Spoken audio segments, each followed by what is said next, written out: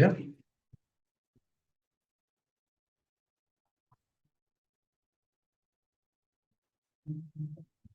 All right. We go with that.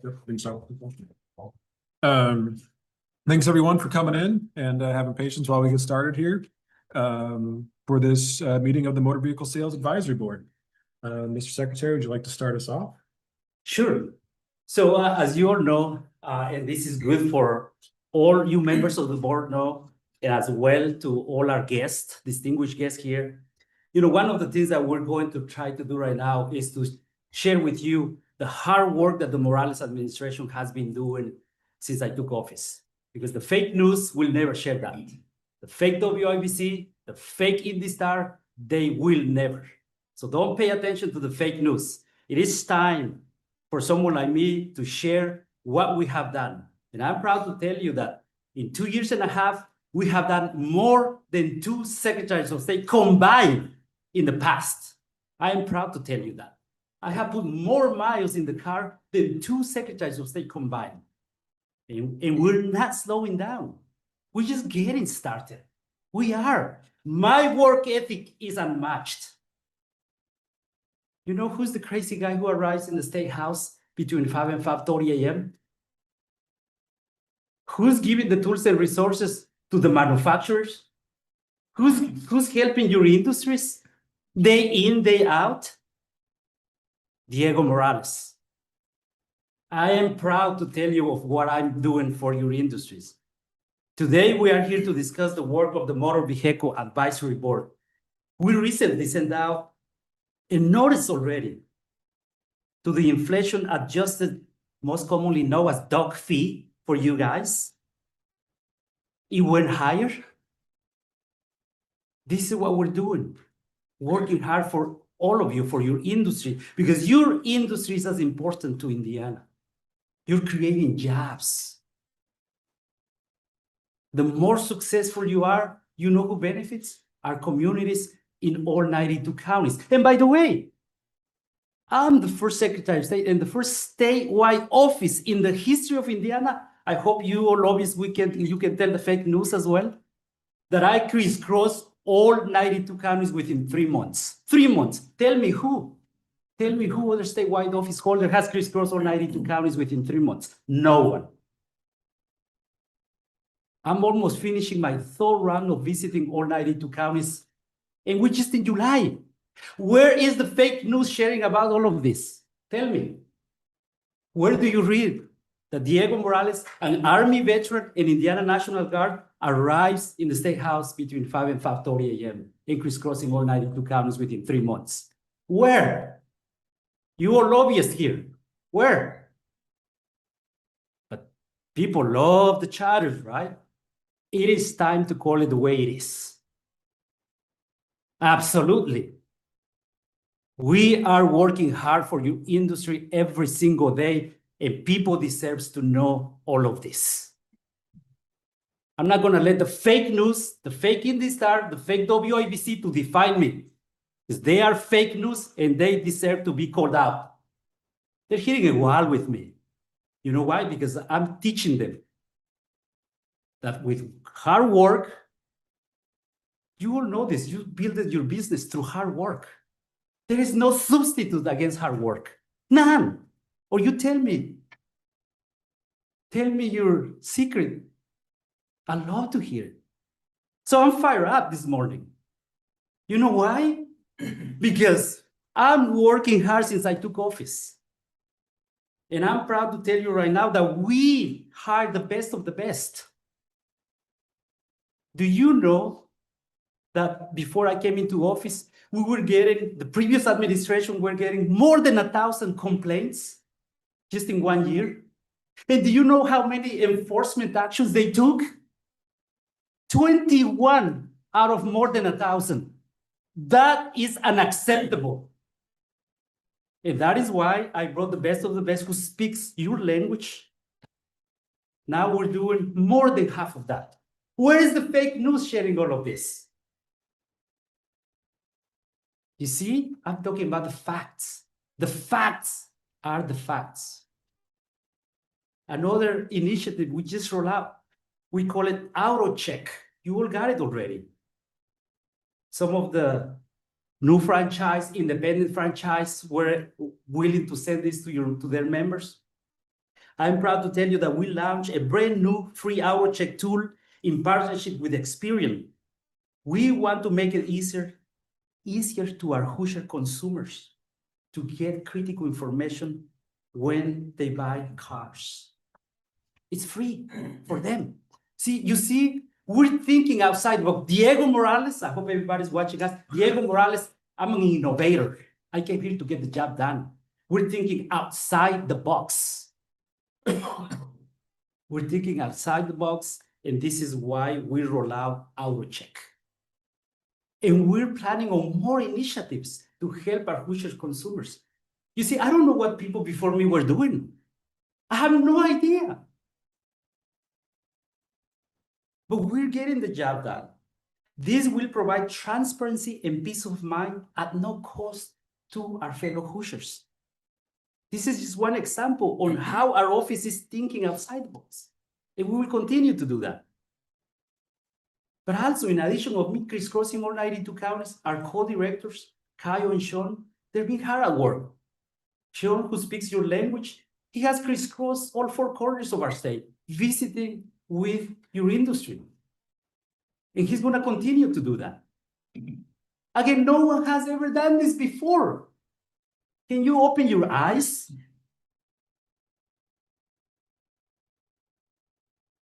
You know, we're the first administration to go to local county fairs, setting up a booth, promoting your industry. Here are the services that the auto dealers division is doing. On hot weather, long hours, long days. Tell me again, who have you seen in your local community doing what we're doing? I can tell you none. I've been around. This is not my first rodeo. And this is why when I came to the Secretary of State's office as a leader, as a well-educated person, I came here to get the job done. I didn't go there to be a puppet and come someone to tell me what to do or what to say. That's not my leadership style. I went there to get the job done, and we're getting it done. And I'm proud to say that. We will continue to go to finish all the local county fairs. And we will be at the great Indiana State Fair. Again, promoting your industry, telling everybody the great work that you all are doing. I'm so committed to the Secretary of State's office, to our great state of Indiana, and we will continue to do that. In fact, we're the proud sponsors of the $2 Tuesdays. But let me tell you, you all can afford to pay $16 to go to the state fair. But if you want to come on a Tuesday, come on Tuesday. We will be there, not only registering eligible Hoosiers to vote. Again, you have never seen this. We're doing all of this all across the state, and we will continue to do that. But also, I want you to know, I value your expertise and your dedication of being part of this board. And that is why I have not missed a meeting. I have not missed a meeting. I always show up. And I'm here, you see me every single time. I want you to know I value your expertise, your knowledge. We need you in this board. I'm a leader, and I'm setting the tone for the rest of our team here in the Secretary of State's office and for this board. And that is why my work ethic is unmatched, and I hope the fake news will write that. Let's look at Diego Morales. His abilities, his skills and talents that he has. And you know what? I don't care if you tell me this is bragging. No, I'm just going to tell you my leadership style, my hard work, because there is no substitute against hard work. So you know what? I'm fired up and I'm excited. I'm excited to take on the world. Because my number one job is to continue to give you the tools and resources. I'll finish with this with one example. As we visit many of your industries, we're in charge of manufacturing as well. You know, when I get calls from many trade delegations. And I give you one example because we have a lot on the agenda. When the Japanese community or the consul general or the ambassador or trade delegations from Japan calls my office to welcome them, we brag about our Hoosier hospitality. So of course I said, yes, welcome. When they invite me to go to their events, to their national days, that's representing the state. The almost 7 million Hoosiers should be promoting our state day in, day out. If we don't promote our own state, no one will. So stop complaining when people say, why people always talk about Texas, Florida, and Tennessee, because we don't even promote our own state. So I call out on the fake news to start promoting our state and to tell the world that we are open for business. You all are leaders in your communities. You need to start doing this. The lobbyists need to start doing this, promoting the state to attract more investment. I'm doing my part and I'm proud and I won't stop because this is the right thing to do. So when I went to downtown Chicago to the emperor's birthday of Japan, they told me there, Mr. Secretary, we have some good news for you. You always welcome us into the State House. You always come to our events. Indiana is our friend. We will be moving our Honda operations from Mexico to Indiana. You see, I give President Trump, our great president. Everybody knows I'm a big Trump. He's our president. Nothing political here. He's the sitting president, which I'm a big supporter of him. I give him 99% because of his tariffs, but I take that 1%. And yet the fake news calls why Diego Morales is at some guy's birthday. Well, that some guy's birthday is moving their Honda operations to Indiana. The facts are the facts, my friends. And it is time to start calling it the way it is. It is. So I'm going to continue to do that, to promote our state. Like last year, I was in Germany. I met with executives of Volkswagen. We're in talks, hopefully. We can convince them to move to Indiana, hopefully. That's my leadership. The night before, the year before, I was in Taiwan. And earlier this year, I was in India. And let me tell you, no taxpayers' money was used to all of this, because I don't believe on that. Unlike what the fake news say. I pay for it. I put my money where my mouth is. You see, this is why you're here with the fake news. And you came here to get these updates from our office. And I hope when you go back, you reach out to your contacts to tell, look, that Diego Morales guy is actually getting the job done. I'm not here looking to be likable.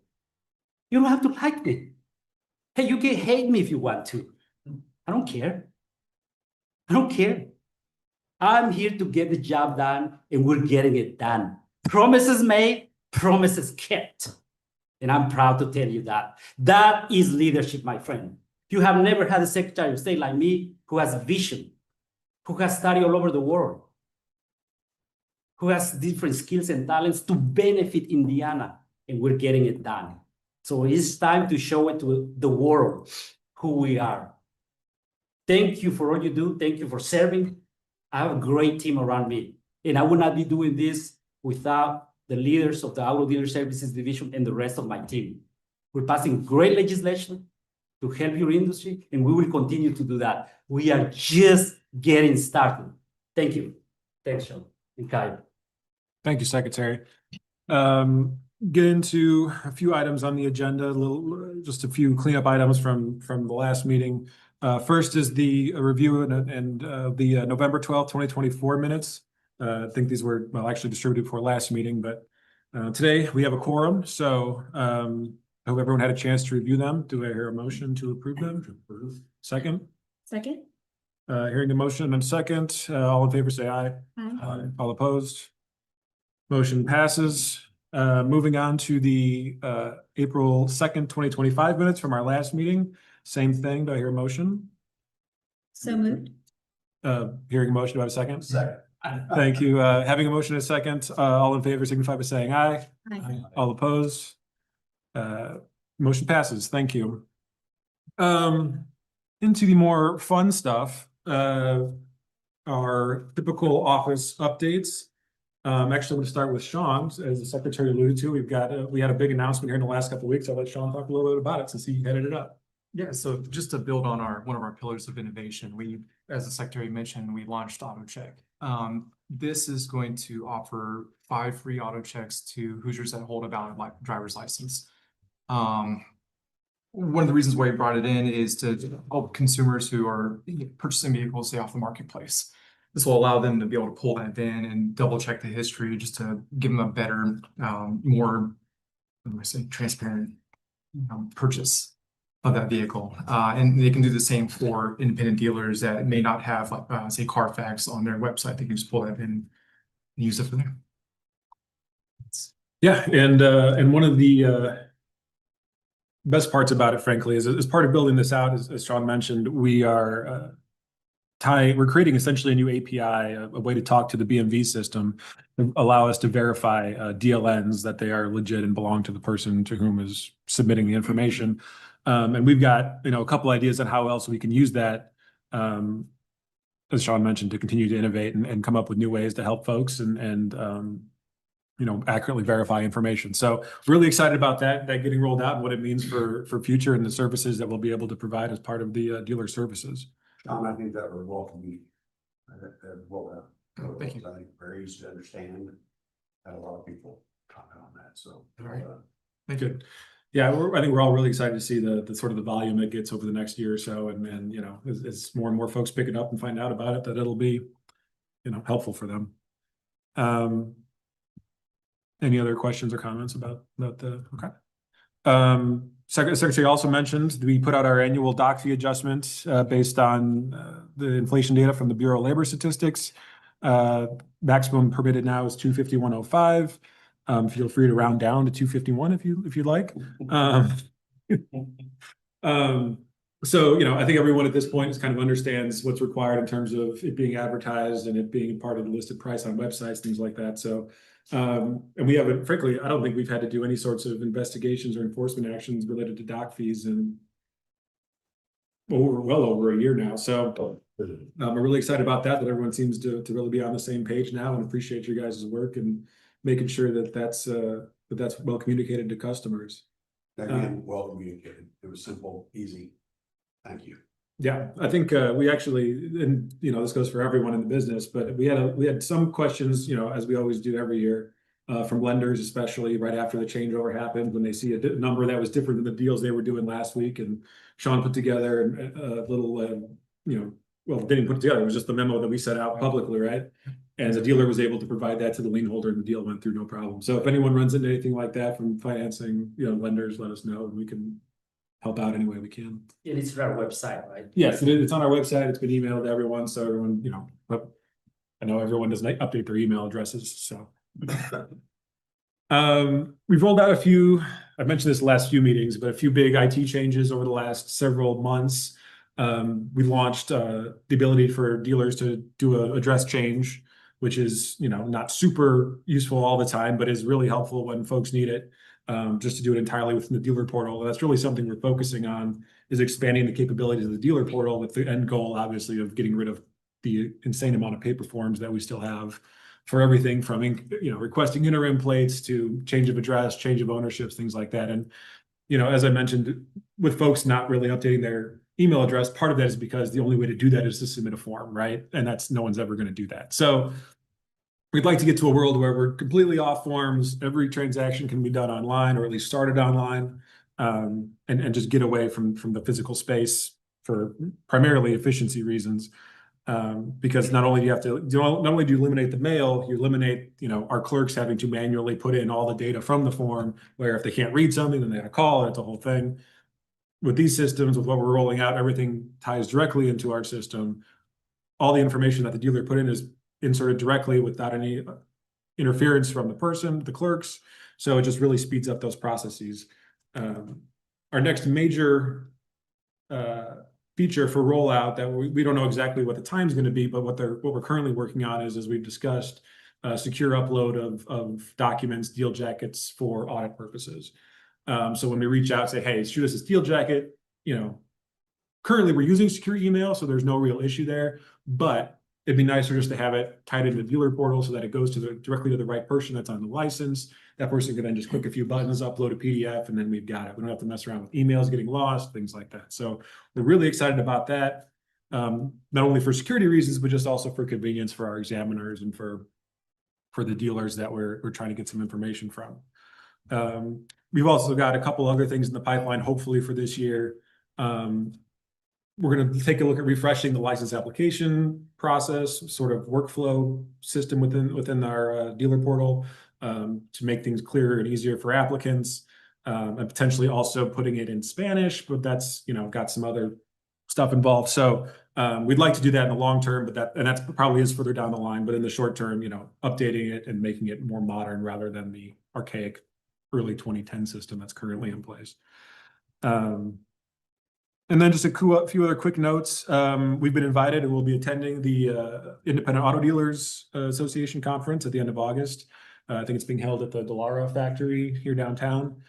So if anyone's up for a trip, feel free to come on down. We'll be there with our table. I think I'll be doing a sort of a panel or something. So we'll be there. If you got any questions, swing by. And also, as the secretary alluded to, we'll be at the state fair for Tuesdays, $2 Tuesdays. They'll have I think do the big tent again this year, and it'll be a good time. It's always fun at the state fair. I love going. So I'm really excited for that. Any questions on any of that or comments? Keegan, you want to wrap up session for us? I think I did most of that in the last meeting. Obviously the laws took effect July 1. So just over 3 weeks ago at this point. House Enrolled Act 1623 was our auto dealer bill. Had a few provisions about dealer managers not being required on site, zoning requirements for out-of-state manufacturers removing those, some cleanup for the dealer training requirements that we passed in the previous session, and some additional language about permanent bars and license transfers. So that all took effect July 1. So we are looking ahead to the next legislative session. So if any members or the associations have any items that we should be looking to, legislative cleanup stuff, issues that you're running into, let us know. We'll look at addressing those through legislation if we can. There may be other avenues, but we are taking meetings. I talked to Marty this morning on the way over, Marty Murphy, and he said everything, didn't know of any outstanding issues on that end. Thank you. Cool. That's all the new car stuff. That's the new car stuff. Yeah. And then the only other, the last item, Sorry. you got your own list already going for us? Okay. The only other item I had on the formal agenda was any further discussion on the draft POD outage policy that we distributed last time. I think we all sort of agreed that it made sense for everyone to kind of take it back and talk their managers or their fellow dealers in their areas and take any feedback. Just as a quick refresher, our general proposal is that in the event of a total POD outage, which we haven't had one in a few months, but it has happened a couple times this year, for a few hours at a time, what we can do in those situations, or what dealers can do in those situations in the event someone purchases a vehicle in that space. The general proposal is to basically allow the dealer to provide a dealer plate in the short term until POD is back online. Typically that's within a few hours, but within 24 hours, whatever the case may be. And mainly because that seems to be the least problematic way of doing it in terms of convenience for the dealer, the customer, and for us as the regulator. So open to discussion. Any thoughts, follow-up from last meeting? Yes, I got a question, just more of a legal question, really. I certainly appreciate flexibility there, and the ease of it. But, and I'm not an attorney, so I don't know the answer to this, but if that would happen, does that then does that transfer liability? Does that stay with the dealer then? Because if the customer be driving a dealer plate, My, good question. I haven't examined that specific issue and I am an attorney. that's why I asked. And we can certainly take that back, and look at it. My gut instinct is no, because it goes with the vehicle, not necessarily with the registration, the plate itself on that, in that situation. The bill of sale obviously shows that the vehicle's been sold to the purchaser. So it is the property at that point of the, purchaser. I don't mean to overthink it, but No, and just always think about liability. well, exactly. And when you're talking about dealer plates, I think that's 100% the right question to ask. So, I think that's probably for my actual attorney in the room, a question for us that we can take back and look at. And if the customer is not possible, does not have insurance or is not sort of takes the car, I would sure in a situation would come back on the dealer whose plate was on the car. Yeah. Just because it's a target. Do- You shouldn't let them leave without insurance. though, so- Well, that's what I was gonna ask, was in most of the deal jackets I've seen, True. yeah, Next transaction in a situation would make it come down that way. And again, that can be at the dealer's discretion, I guess. They're not gonna wanna take chances once they realize what the legal liability is. yeah, that's a good question. And I'll come up with at least some sort of proposed response on that. I did not. Once I get access. to that specific. Okay. Sure. Yeah, no, it's a good question. We also have the option of going to MERS. Don't they have the option, or is it not possible that they can go to the a Bureau of Motor Vehicles to get a plate issued? It depends on the branch and the CSR they're dealing with is what it seems to be the answer, which is why we wanted to do something that doesn't rely on BMV to understand our policies, right? Like by law, I think they now can pretty much issue an interim or not an interim, a temp tag whenever they want. Now, again, that goes to, does this CSR want to do it? Does this branch want to do it? And we didn't want to put the dealers and the end customer, the retail customer, in a position where they're relying on someone out of our control to be able to feel like they're legally driving the vehicle. In theory, my answer to that as a former BMV staff attorney would be yes, they should be able to do that. But you're running into a situation where there's 100+ branches, thousands of CSRs. Are you going to get one that wants to hassle you, or are you going to get one that like sees the forest for the trees, right? So that's why we did it without, because I know we had talked last time when we were discussing this about the potential of working with the BMV to allow them to, and we tried broaching that with them, didn't get much traction, as is with most things that we try to talk about the BMV with. But then again, they've got new leadership and maybe things would change now, so we can certainly follow that back up. But again, the goal for this particular policy was to give dealers a way to handle this situation without having to rely on the BMV to really do the right thing as it were. I guess the big, another question would be, when is, I know you said a complete and total failure, that notification. If the customer's sitting there in the office, you got a guy coming back behind him, wait a second, I can't, I'm gonna go ahead and do it. There'll be some areas of discretion, I guess, that the dealer have to decide on. Yeah, Which is that their own business. And I also, I think as a used car dealer and now sort of the association, but at least as a used car dealer, I think we definitely need to keep the door closed on providing additional 31-day tags in case there's a system failure. Because we've worked for so many years to try and avoid that abuse. I just think that's a good idea. On the other side of that coin, I think for further discussion, we can talk about fines and penalties on sometimes when second 31-day tags are issued. But yeah, I think that it's something we've talked about, and it's processed. The dealer still has the option to decide what he wants to do. yeah, and to your point, we've discussed this since I started here in terms of what to do when plates on demand is down, and it's always been such a tricky question for the reasons you just described in terms of, allowing them, you don't want to give them an inch because some dealers will certainly take a mile, right? And so we think this strikes the right balance of risk versus flexibility, to use, I think, your term, Mark, for the customer, for the dealer, and for us. We as the division know in pretty short order when POD is inaccessible because all of a sudden my inbox is blowing up. And and my cell phone with text messages. And so, you know, if there is a situation where someone's in the situation where they're trying to close the deal and sell the car, and we haven't put out that notice, we're not going to know when the exact time is the person handed it. And again, if we see the date that we know historically the system was down, because we keep track of all this stuff, and there was a sale that day, the examiners and folks know that there was something going on that day and look at what actually happened versus, you know, just, oh, dealer plate violation, interim plate violation. And you can't backdate a tag, so it would be dated the date that the tag was issued, not necessarily the date of sale and delivery. Yeah, so They're buying a little extra time there, I guess. yeah, our thought is that, you know, within 24 to 48 hours, the person is back getting the actual paper tag, returning your dealer plate, and going about it that way.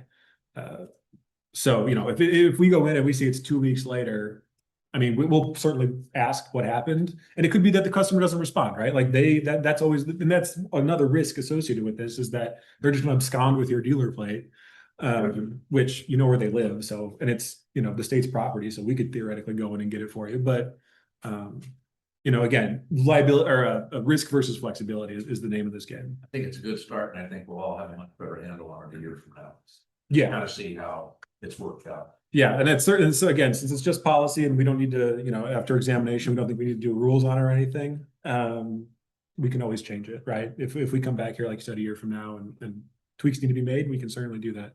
I think to our original point, we need to have something in place to at least start the conversation and to allow you guys flexibility. So with that, does anyone have any other feedback on this? Okay. In that case, we'll go ahead with your question pending.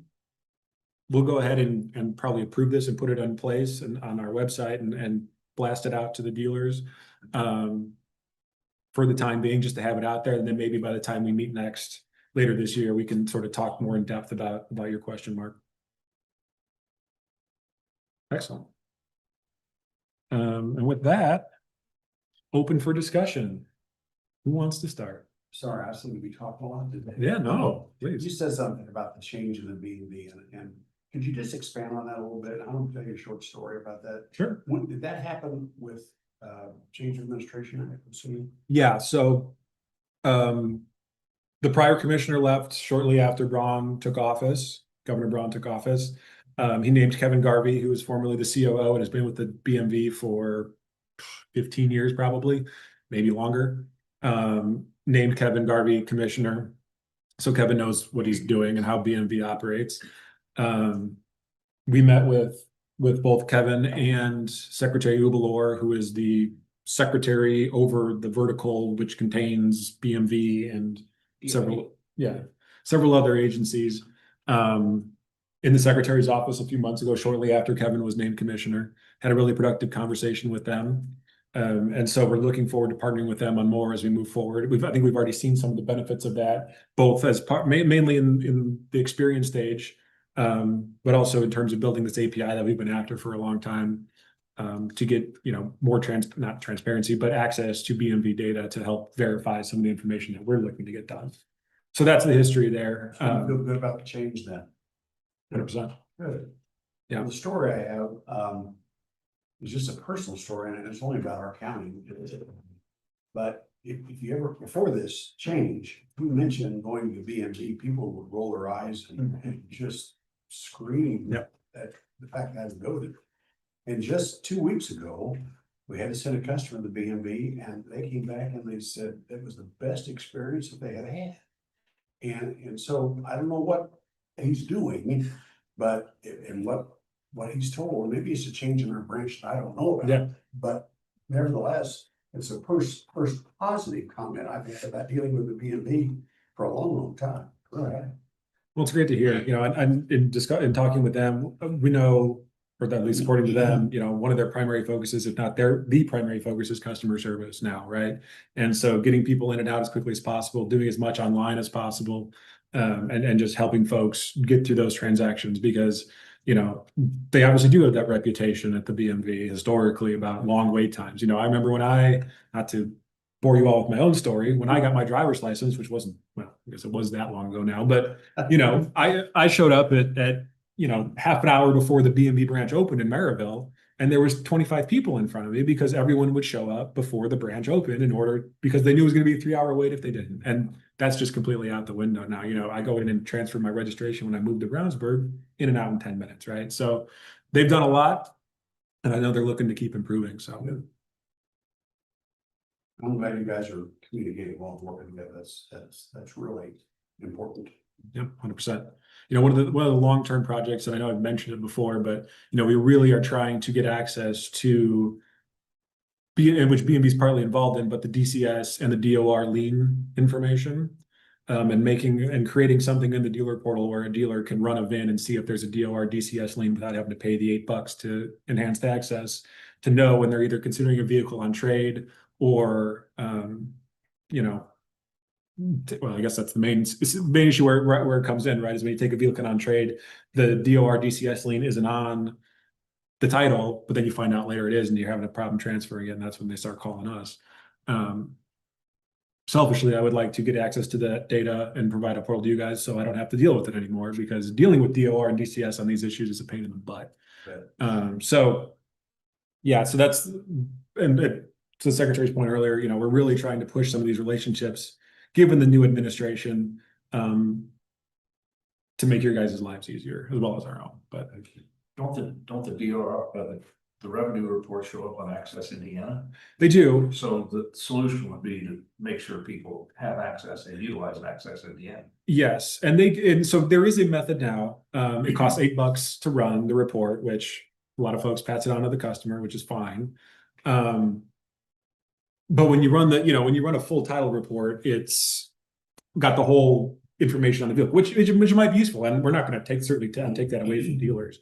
Our thought is just to create a simple little like search box that basically just pings those two lists specifically, gives give a thumbs up or a thumbs down if there's a DOR DCS lien, and that way you don't have to go into enhanced access. You don't have to log in, pay the $8. You could just do it when you're sitting at the desk, rather than having to read the whole report and do all that. It was just a thought, and it's I think it's a great thought, because That's awesome. yeah, I mean, I don't know. I know there are a number of new car dealers that don't use Access Indiana that I do business with, that are major players. Mhm. And I might add that contributes to the late delivery of title. Yep. And the fining process that comes back to us on the used side. 100%. So I think that it would be very wise, and particularly with paying a thumbs up or a thumb down other than reading the report. Right. Yeah, it's huge. Well, and And I don't know if you really understand how huge it is, because we have situations that happen all the time. Well, and part of my beef with the report has always been, it doesn't actually say DOR DCS lien. It says state pending lien count 1 or 0. Like it's not clear, especially to the segment of our constituency that maybe doesn't speak English as their primary language, what that even means. It doesn't say DOR DCS lien. It says state pending lien count. And so, I think there's just a much easier way to present that information, tailored specifically towards our dealer constituency, that hopefully, again, I'm hopefully I'm not writing checks that my boss not writing checks that I can't cash, but I think it's information that's already available in the state. We just have to get access to it. Well, I think if you need somebody in your corner, and I'll speak for Marty, and speak for our side, because it's 100%. I actually haven't thought about making them do it via legislation, so maybe we should do that. I mean, the statute already says they have to share it with BMV. It wouldn't be that big of a change to make them share it with us. well, that's probably not a problem if we raise stock fees another $8. I'm not gonna respond to them all. But it's major stores that sell a lot of cars that find out that, oh gee whiz. Yeah. Yes.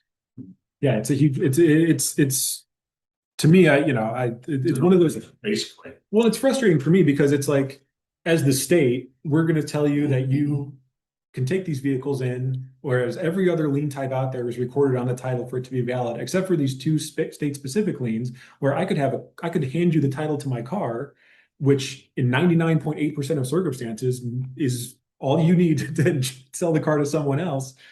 But then all of a sudden, there's this DOR DCS lien out there that isn't on the face of the title, that there was no, in my view, reasonable, realistic way to find out it was there without paying the $8, to going on enhanced access, going through the background check, the whole process that's involved there, and then getting it. So to me, that's always been a little irksome from a business perspective, frankly. I didn't even know that we had, or you had the capability of, accessing into those. So that, Yeah. to make it, like I said, thumbs up, thumbs down. Yeah. Our guys would certainly appreciate that. It's a pleasure working with you. I haven't actually, I'm just talking. I haven't actually done anything yet. But I'm just saying it really is, it's great to, as long as we've sat across the table for all the years. The experience you bring from that side of the BMV to what you've, for all of you, but it's. Yeah. You're Well, thank you. obviously losing sleep at night thinking about these things, and I appreciate Yeah, that. it's either that or my, 1.5-year-old. So one of those things keep. We're making headway for sure. Well, I gotta say this real quick, Fritz. You all are business people. You create jobs. You are building something. That's exactly what I said when I came into the Secretary of State's office, to build something. People that have never built anything, they are the talkers, they are the complainers. And I said, in every single division of the Secretary of State's office, we're gonna hire qualified, competent people. And I am proud to have these two guys leading our division who speaks your language. We did the same thing in our securities division. We have a commissioner. She's been a judge, and a very prominent attorney, a prosecutor, leading that. In our business services division, it's the same. Someone who has worked in, Fortune companies, leading that. Again, this is why you don't read out there. That is why we've been so effective. And I challenge my team every single day. We need to shoot for excellency every day. Under the Morales administration, we will aspire to shoot for excellency in everything we do with qualified, competent people. These two guys are getting the job done, and I'm proud to have them because you're saying it again. We have witness here. You're hearing from you guys. I would be remiss if I didn't at this time, based on your statement of wanting to protect jobs, keep people employed, that this may be a great opportunity to bring up the question of penalties on certain situations of title delivery. Only because I'd like it put in the minutes that we had some discussion of it. Sure.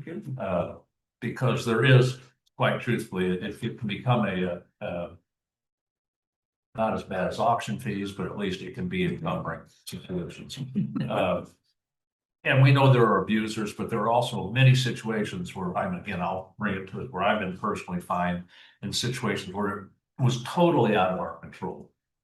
And we've done everything, and I know we want to continue to do business and sell cars and not keep those people rolling, but we've had situations where the person that we've sold the car to has not provided us paperwork that we needed to have, so we couldn't present the title to them.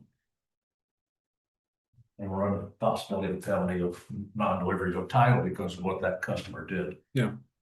And I know it's in the code that says we have to be, by law, we have to be penalized. Right. So maybe we can look at that in some fashion. I don't want to take money out of anybody's pocket on both sides of the table. Right. That there can be some flexibility there, discretionary. Jared does a great job with it. I don't have a problem, but there are situations where it comes up that it's. He does an okay job. Don't let him get too big about that. I don't want his head to get too big and move to another office. Continue to have that discussion though, and just make it noted in the minutes so I can come back to it Sure. repeatedly. No, and every time we discuss this, I appreciate where you're coming from. And it's one of those situations where it's like, well, first of all, as you mentioned, we've got our normal fines, our fees and civil penalty structure on the one hand, which we sort of set ourselves, that's now in rule. But then there's the title delivery fines, which are the only fines we have that are actually set specifically by statute, $100 for the first offense within 12 months, $250, $500 for every subsequent. So because that's in statute, our hands are a little bit more tied in terms of what we can and can't do. Now, with that said, I think anyone that's ever been fined by us has been able to appeal that and reached out to, as you mentioned, Jared, to, come to an agreement, whatever form that whether it's, converting it to a notice of violation, converting it, doing a reduced fine, something like that. And I'll say, just based on the paperwork that comes across my desk, I mean, I think Jared resolves 85+%, if not more, percent of our administrative appeals via consent agreement where the fine is ultimately reduced or eliminated. So from that perspective, I mean, that, to be frank, is the best way from both a compliance, regulatory, and legal perspective to resolve these cases. So we're following the letter of the law, but we're then allowed to enter into consent agreements with the target of the enforcement action to resolve that case one way or another. So ultimately, that's where we've always landed. Flexibility is there if you choose to use it. And when, a dealer does come to us and say, hey, this is like, here's all that, like, and you've provided it to us, and the other dealers in this room have provided it to us, this is completely out of our hands. This was CarMax, this was whoever. As soon as we got it, we submitted to the BMV, here's the paperwork. I think Jared is we do use some level of discretion on a case-by-case basis. Obviously, there's a hoop to jump through in terms of filing the appeal and reaching out and things like that. But if a dealer's not willing to do that, take that step, I don't have a lot of sympathy for them in the first instance. So no, I appreciate the discussion. I always do. We get, again, you've heard me say it before, we Yeah. get people that say, we don't want to file a complaint against you with the Secretary of State. We're 100% satisfied with the job you've done, and we want to keep this car, and we don't want to think we're not going to be able to keep it because we can't get a title. Well, I'm waiting on the Department of Revenue out of Illinois to do X. The customer thought it was a title because it was pink, but it was just My eyes. I'm just bringing it up just because I was asked to. No, I appreciate it. And the other side of the coin is we know there are those that the list is, you have a title court, Yeah. so we understand that too. Well, and as you mentioned, in terms of discretion, the law is written essentially in black and white, in my view. We do have a level of discretion when it comes on the consent agreements, it's the consent decree side. But when you're starting talking about, building some level of discretion or assigning fault into the statute, it opens up a whole can of worms in terms of, because, I don't know anyone that completely trusts the government's judgment on anything.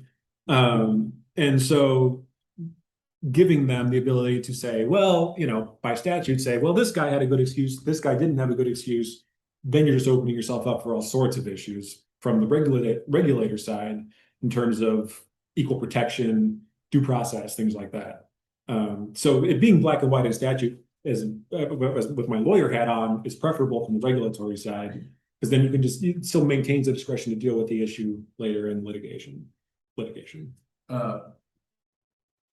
E-titling coming up, and I think from our conference that I think e-titling will be something that we're going to talk about. I don't know. I know it's the information has been transferred, but I know there's a lot of people that still are unsure about where do we stand with the e-titling.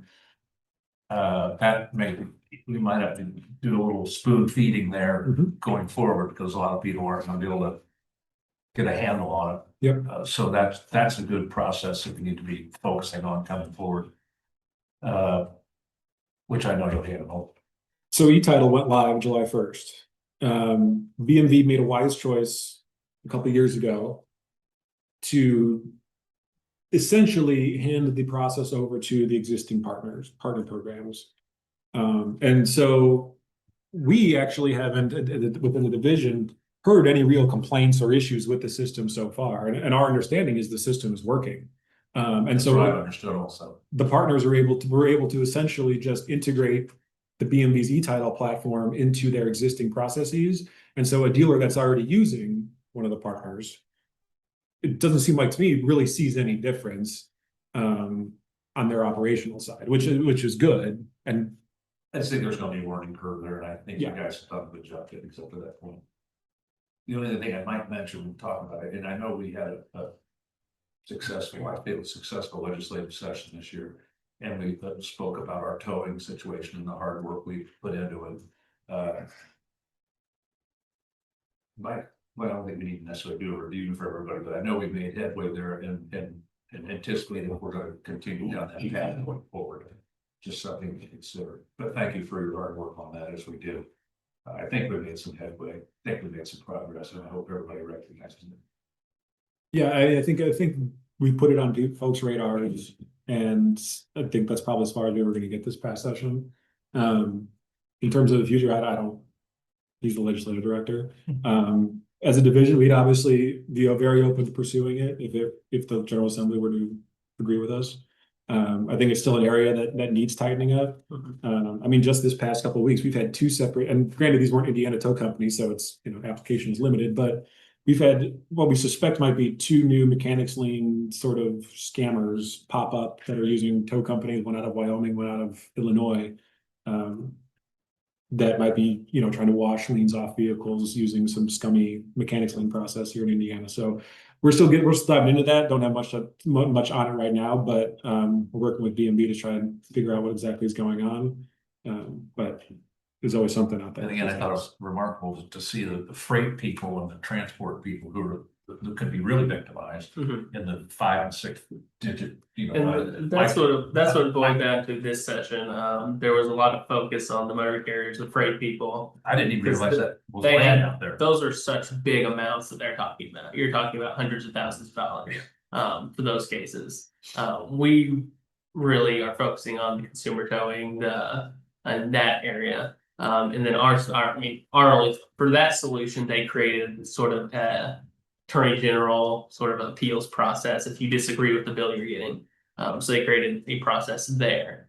Our process for consumer towing is pretty much a licensing system. And when you bring up licensing to some members of the Indiana General Assembly, that's just not going to flow. When you're telling somebody who's been in business for 40 years doing everything by the above board, everything correctly, that now you have to get a license from a state agency. A lot of members of the General Assembly are like, well, what am I gonna, I'm gonna have to go back to my district and tell that person operating that company that they have to now do this.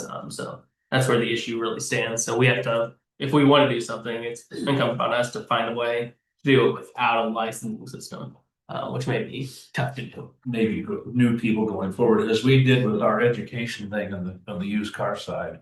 I can't remember how many people we have had to apply for a used car dealer's license and taken the instructional thing. What's the number of people that I think we're sitting right around 260, and it's been 8 or 9 months, so. It's awesome. So there's people that are obviously wanting to participate in that. It may be something that you look at, same thing in the towing, but it's a happy mix because it's obviously a long term. Well, good work on it. We're thankful for that, and I don't. Looking forward to the next session, and hopefully, it's great that we can sit here and say, gee whiz, there's not a whole lot we have to really worry about. There always is things that we have to worry about. Yeah, no, it's I think we're looking at probably one more meeting this year, and that'll be ahead of the session for next year. So we'll really be looking for you guys to come up with, anything legislatively you'll be looking for in 26, I guess now. Talk and discuss it at the next meeting. I think we usually have it in November, sometime in there. So we'll give you as much headway as possible on the dates, but so that'll be on slate for discussion then as well. Could we talk about 2 items on the minutes from last meeting? Yep. Kind of being, I wouldn't say hot button, just concerns that I brought up. One was on the Montana titling, and the other one was the first one, the Sunny sales. Was the what? Sunny sales. Oh, yeah. Both, nothing, not that I'm aware of it, nothing's happened since then, but those are just ongoing concerns, and I don't want to lose sight of. So we did actually, after on the Montana issue, we took it back and we did I would say pretty thorough dig into the issue. Primarily, I think, what data did we pull? Do we pull DOR data related to Montana sales or? Yes. Or no, I remember what we did. So we pulled every RV sale that we had a record for in the RM plate log, and looked up the addresses for the purchasing customers. Because, our understanding was, the situation that came up was folks would buy an RV to essentially, in the name of an LLC out of Montana, to avoid paying sales tax, essentially. Well, RVs, it's not just RVs. Oh, I thought, well, I guess my understanding was it was mostly the more expensive vehicles, so RVs and exotic vehicles. No, Cadillac dealer, so.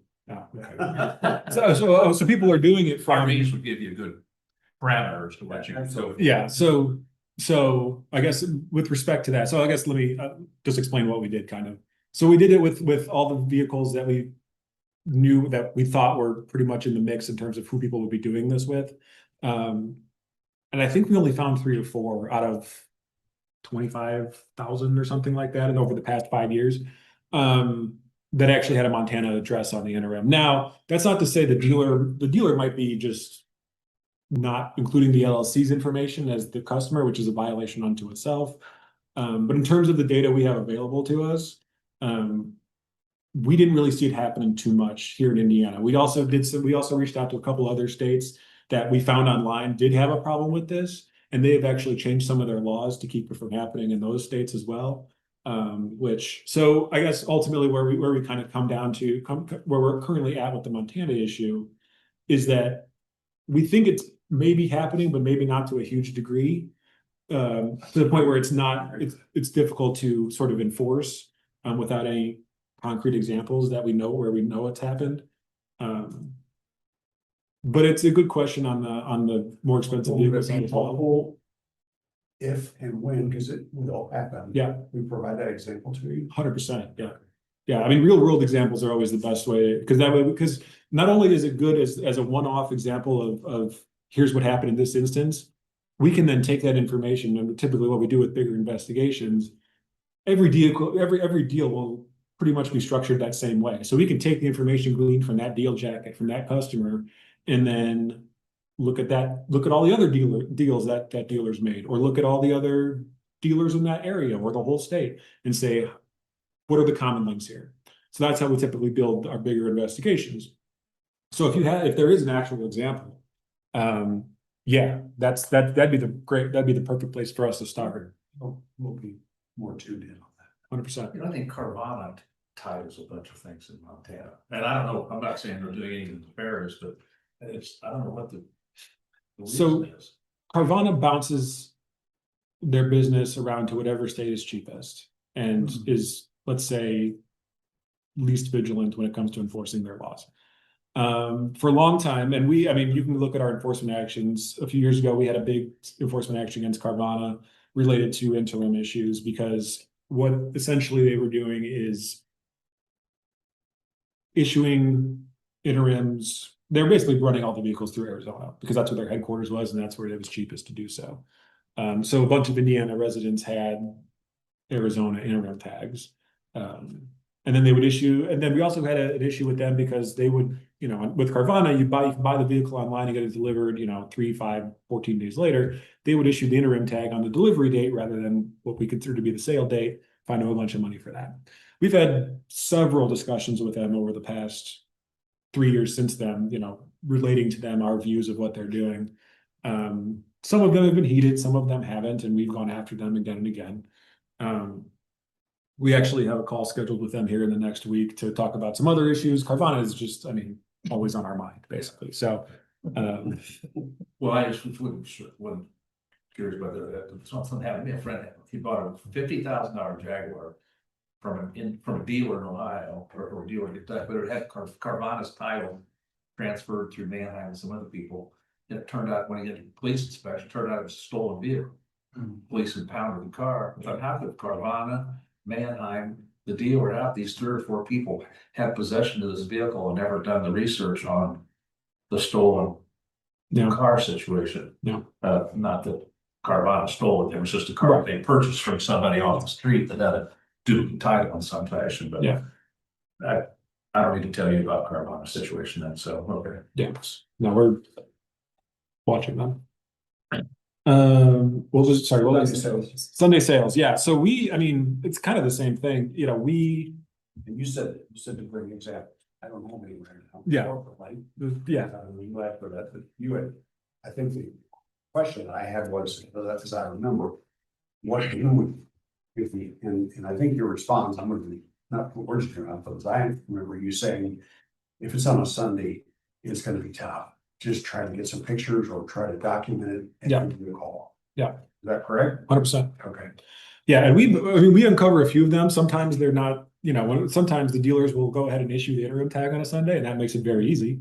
Because we know then the vehicle was or the deal was done on that day. I think we maybe had less than 6 over the past 6 months. There's been an uptick, mainly because I was able to find a way to identify interims that were issued on Sunday. There you go.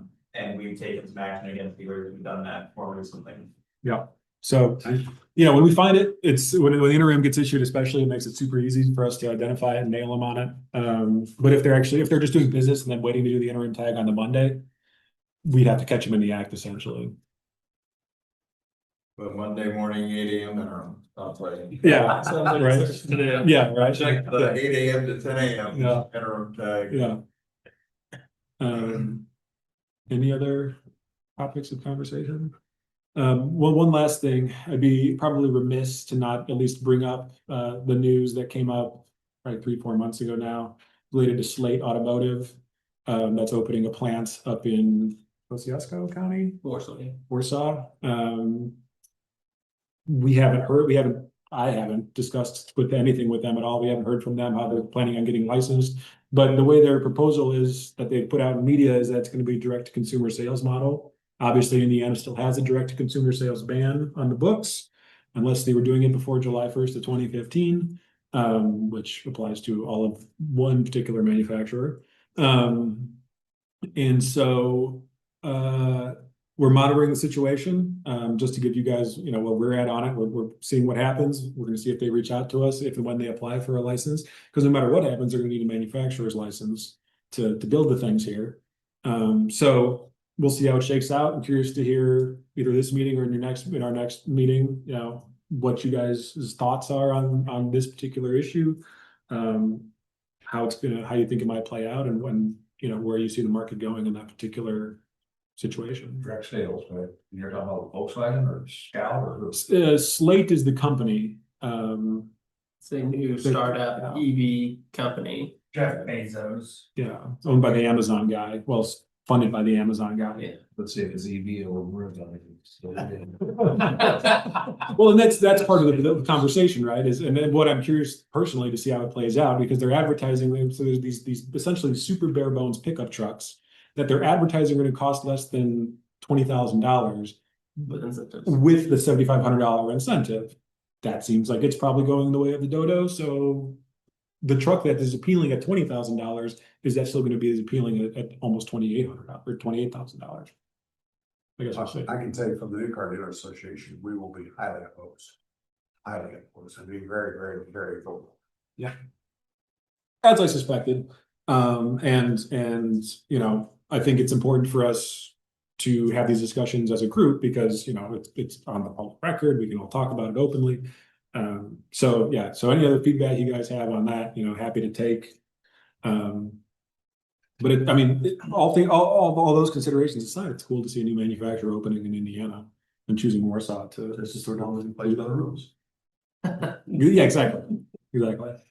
So when do they have to get there? Is the layman in the group, when do you have to get your license to be able to build cars before you can go out and say, we're gonna start building? Before you start actually building the cars. The license hinges on, are you manufacturing vehicles? As it stands, I think they're the timeline they posted and talking about in the media is late 27 for cars to actually start 26.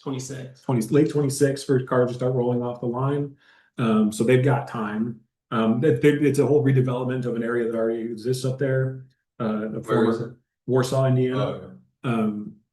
So I think they gotta do some reconditioning and then build the lines and the factories and stuff. So we're looking at it, Who issues that license?